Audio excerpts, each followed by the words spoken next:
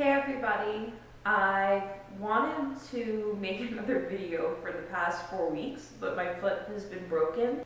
I was in pain a lot, I was on crutches, I wasn't having a good time. I want to get back to showing everybody how amazing local Montreal food can be. But first, I should show you how I got my local Montreal apartment decorated and in order.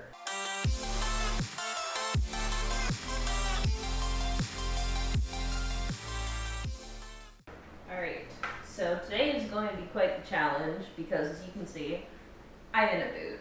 I'm wearing gloves for this because this place is covered in, there's a really gross Tupperware that was full of cigarettes floating in water. I just don't want to think about it. So I have some hot soapy water, plain old water to wash the rag off in. I'm super short, so I haven't seen the tops of the cabinets, but I'm pretty sure that no one has dusted them for some time, and I'm going to start from the top down.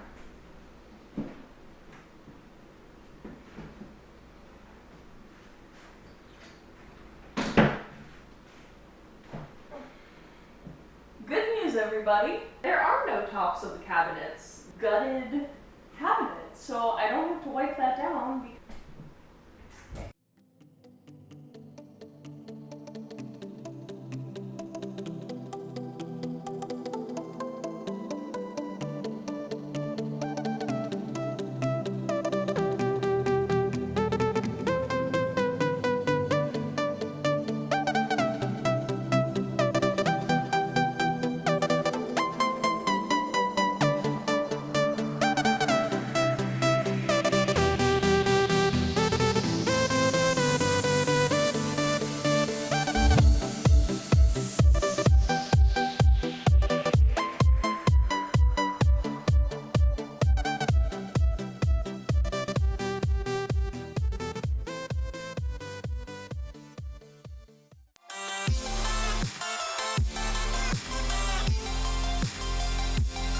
Alright, so I've laid it all out.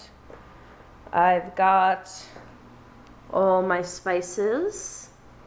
Well, my spices and my boyfriend's spices. He uses a lot that I don't. He likes kind of like Malaysian, Indonesian cooking. And I've got my food processor that I rely on a lot in the summer. Then over here I have my slow cooker that I use all the time in the winter. Saran wrap. Just like literally everything that goes into my kitchen. Popcorn maker, things of popping corn, red lentils, brown lentils, my different kinds of salt, my zucchini spiralizer, which I got a few days ago. Look at that zucchini spiralizer. It makes zucchini noodles. It's amazing. Alright, and now that I've laid everything out, that gives me a kind of idea of how much stuff I have. And I can go into my completely empty kitchen and just start putting items in one by one. No shifting things around, just everything in its proper place.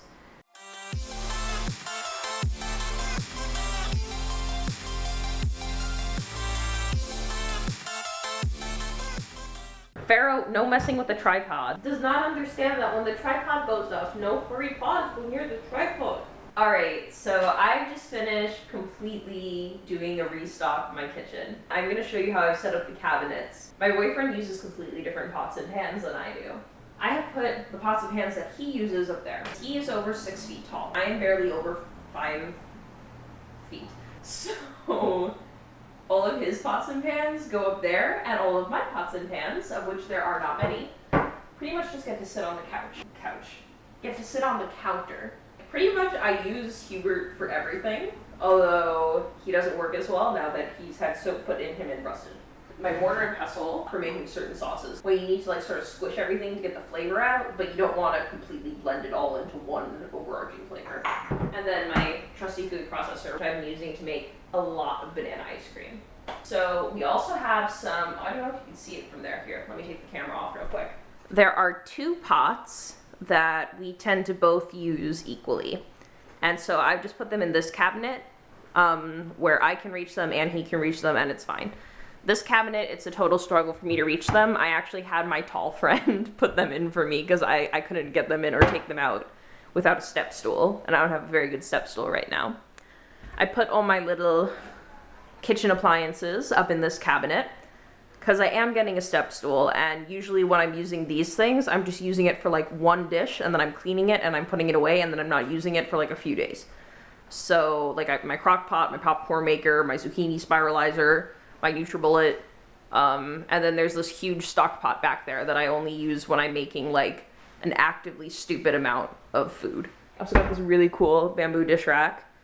The remnants of my lunch are drying on there right now.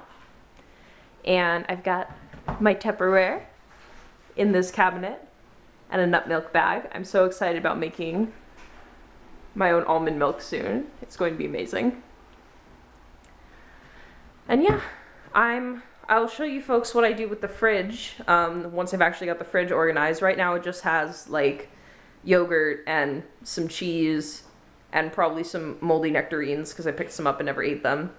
I've been living like without real groceries for a few days. That's going to change because tonight I'm making a real meal and I'm going to have some challah bread from my favorite Montreal bakery. It's not kosher, it's just Jewish inspired. And they also make this delicious babka.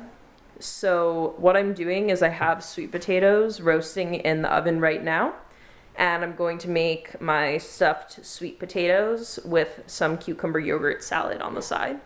So yeah, here is my kitchen, usable at long last, with a meal cooking in the oven, which I'm very relieved about. So I have cleaned my canvas, laid out all my items, and then I have placed them all properly and neatly and not too crowded except for this one drawer. I don't know. I should probably neaten that one up. This one's a bit cluttered. I'm gonna have to work on that. Oh, and I wanted to show you guys, this is a broken cabinet door. It's like, it doesn't, yeah, it's all crooked. But anyway, I've set up my baking cabinet. So you're gonna see me baking a bit because it's no longer quite as hot.